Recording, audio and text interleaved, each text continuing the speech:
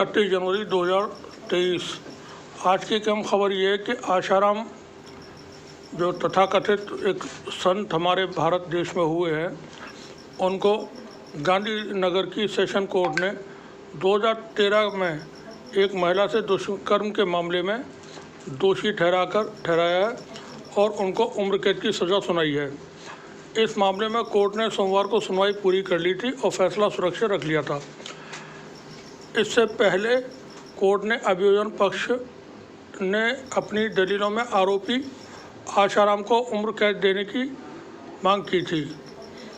साथ ही कहा था कि आरोपी आदतन अपराधी है और उस पर भारी जुर्माना भी लगाया जाए।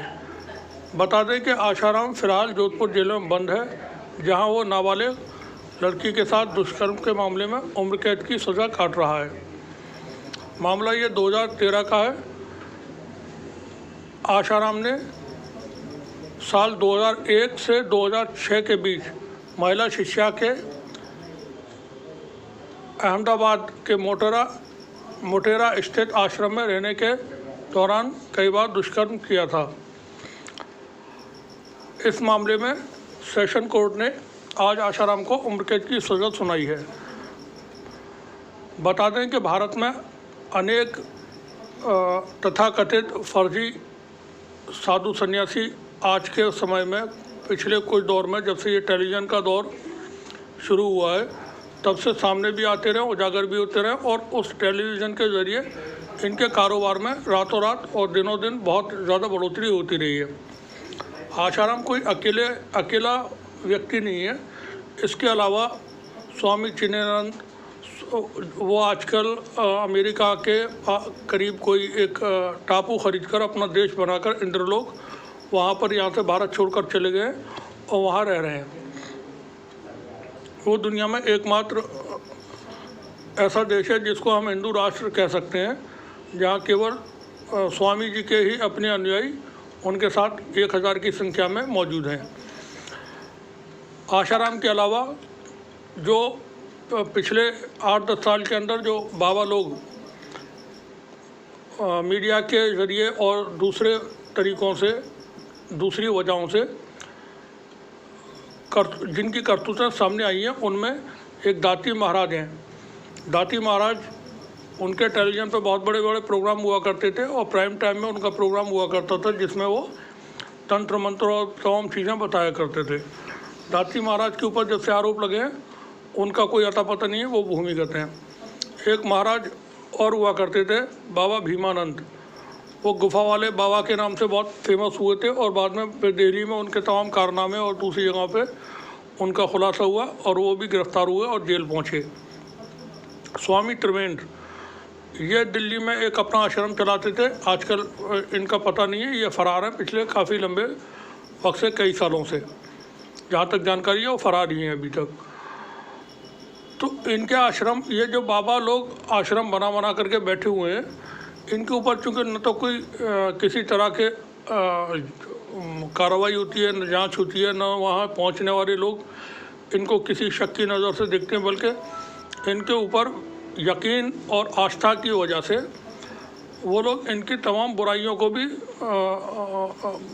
एक तरह से नज़रअंदाज कर देते हैं। उन पर गौर नहीं करते कि ये हो क्या रहा हमारे साथ में। जबकि सभी लोग समझते हैं, जानते हैं कि जो सही लोग हैं, सही सन्यासी हैं, सही साधु हैं, महात्मा लोग हैं, उनके कारनामे इस तरह के नहीं हुआ करते हैं। वो समाज में अच्छाई को बढ़ावा देते हैं, बुराई से लोगों को बचाते हैं। और यहाँ पर ये जो बाबा लोग हैं, ये कारोबार व्यापारी बाबा लोग हैं। इनके पास कई हज़ार करोड़ रुपए की धन संपत्ति जमा हो जाती है और इनके संबंध जो उच्च कोटि के नेतागण होते हैं उनसे रहते हैं। बड़े बड़े, यहाँ तक कि देश के प्रधानमंत्री, पूर्व प्रधानमंत्री और बड़े बड़े मंत्री इन लोगों के आश्रमों में जाकर के इनसे आशीर्वाद लेते हैं और इनके पैर छूते हैं, जिसकी वजह से समाज में इनका एक रुतबा कायम हो जाता है और फिर उस रुतबे के दम पर ये अपना पूरा साम्राज्य स्थापित कर लेते हैं और उससे फिर अपने तरह तरह से फ़ायदे उठाते हैं और दौलत जमा कर लेते हैं। जब भी कभी वक्त बेवक्त ऐसे बाबा पकड़े जाते हैं तो फिर उनकी करतूतें समाज में सामने आ जाती हैं और फिर लोग उनसे सचेत भी हो जाते हैं। लेकिन ये चीज़ें ख़त्म नहीं हो रही हैं।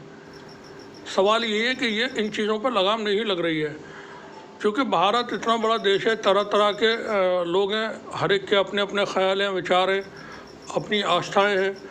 तो वो उनका फ़ायदा उठा करके ये बाबा लोग किसी न किसी तरह से गुमराह कर लोगों को अपने झांसे में फंसा लेते हैं, और फिर उनके साथ में जो होता है वो तमाम आशाराम जैसे जब पकड़े जाते हैं, या अपने आप को बहुत बड़े सन्यासी कहते थे और न जाने कैसे कैसे दावे करते थे, जैसे सब कुछ इन्हीं के कहने पर इस दुनिया में होता है या होगा।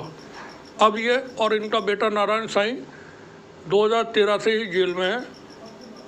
आशाराम बापू का एक स्ट्रिंग ऑपरेशन भी सामने आया था उसी दौरान, जब ये इनकी गिरफ्तारी वगैरह मध्य प्रदेश में एक बड़े नामवर नेता के यहाँ से हुई थी, जिसमें ये हवाला कारोबारियों के साथ मिलकर काम करने को और उनको इजाज़त देने के लिए तैयार थे। कैमरे पर साफ देखा जा सकता है उस वक्त, उस दौरान के जो वीडियो हैं, कि वो हर तरह की सुविधा देने के लिए उस दौरान तैयार सुनाई दे रहे थे। अब जब बाबा को सज़ा पड़ गई है तो लोगों को ऐसे लोगों से बचना चाहिए, और इनके ख़िलाफ़ उन लोगों को भी सोचना चाहिए जो इनके पैर छूते हैं और इनसे आशीर्वाद लेना चाहते हैं, क्योंकि इनके पास कोई किसी तरह का ज्ञान या अध्यात्म या कोई ऐसी बातें नहीं है, बल्कि आडंबर है, झूठ है, फरेब है। तो सभी लोग ऐसे बाबाओं से, ऐसे साधुओं से होशियार रहें। शुक्रिया, बने रहिए हमारे साथ।